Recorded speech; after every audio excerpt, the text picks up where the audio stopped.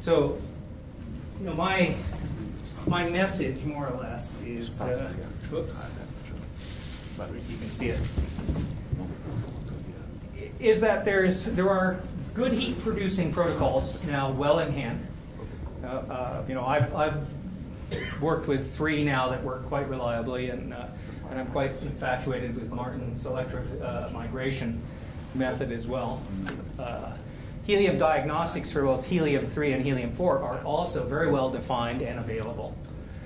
Real-time helium is the best nuclear evidence in any of these experiments. Ignoring heat, we can show that we have nuclear processes in hand if we do real-time helium.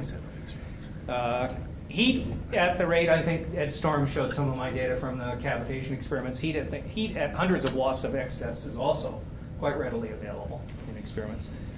And so there's a clear path forward to working on this to come up with some kind of useful energy source. At least the science has got clear paths forward. So, I'm working with some various partners in my polygamous nature in the world, and we're planning. We're working right now to set up to conduct several experimental protocols with online helium diagnostics for both helium-3, helium-4, and with calorimetry simultaneously. And the goal of that is to develop readily reproducible and available technology and methodology, including helium diagnostics, that that you can say this works and it's a package that some scientific group might be able to do. And we're interested in these are the sort of principal areas that I'm interested in proceeding with this, and that's the nanoparticle gas phase experiments and the sonocavitation. And like I said, Martin's electrodiffusion is a very pretty girl at the moment. And we're working at the moment in the USA and in Canada. And we've had some serious interest from some Russian scientists at the Russian Academy of Science in Moscow to do some work. They're especially interested in the cavitation work since they've done a lot of that in the past. So my message is that this is, the nuclear evidence is difficult to obtain, but if you get the right helium diagnostic equipment, it's extremely definitive and quite certain.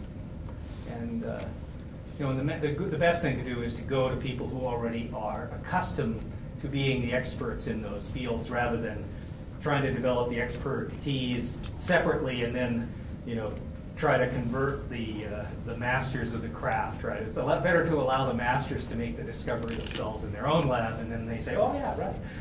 Isn't that interesting? So, any questions are fine. Sure.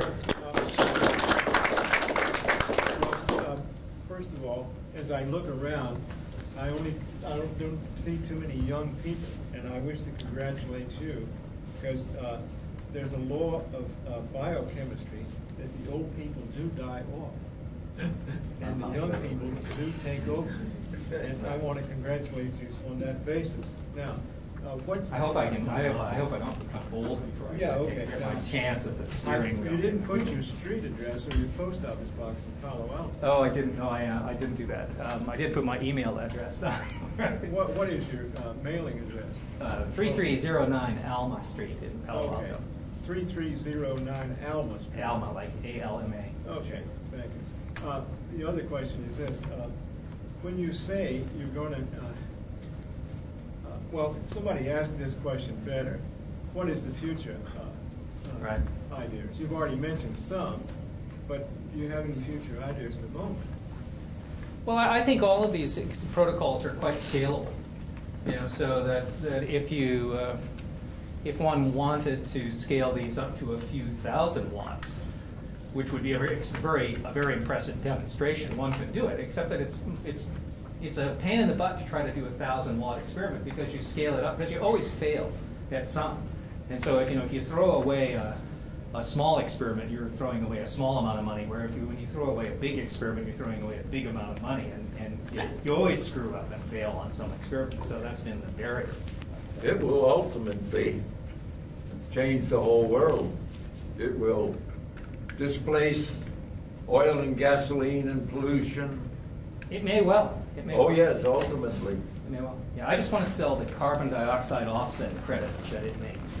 Right. That's the only piece of the action I'm interested The in. millennium looks very attractive. I don't know, but the global Martin. warming is still occurring. Is there, in your experience, is there any evidence that a router gets more helium-3 at high temperatures? That the helium-3? No, to my It goes best up. knowledge, he has never run an experiment at elevated temperature.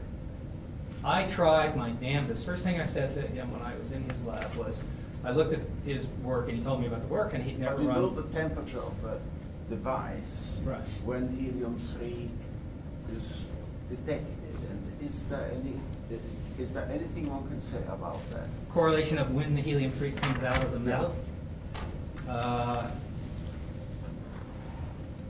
No, certainly a RADA doesn't have the capacity to correlate. He might be able to correlate the observation of helium-3 with temperature, but I doubt it. The McMaster's lab, we could do that if we thought it. Because I guess it would increase with increasing temperature. Well, I can show you that, in fact. But I mean, the helium-3 to helium-4 ratio would go up. Oh, with increasing cell temperature? Right. That's what I With that, yeah. A variety of reasons, Right. which I will tell you about some other time. I mean, here on this piece of data that showed a very large increase in helium-3, you can see that at 500 degrees C, we had very little helium-3 coming out of this palladium black. Whereas by the time we got to 2300 C, we had gotten a but lot. that's degassing. That's degassing.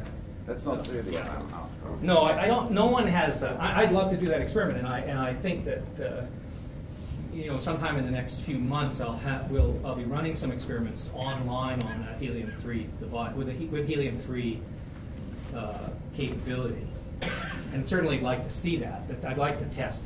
The obvious things to do is to look and see if the HD ratio changes the amount of helium-3 that you produce, and Do temperature. you know where would be there's another- tons of helium? Where there's tons of helium? 3 Helium-3 on the moon. The In moon. space, anywhere in space.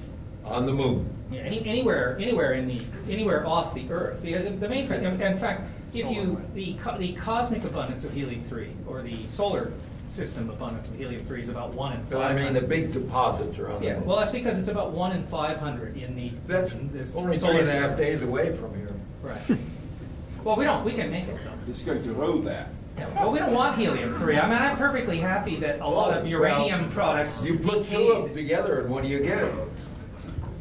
Well, I think we need to move on. Let's thank Russ George once again.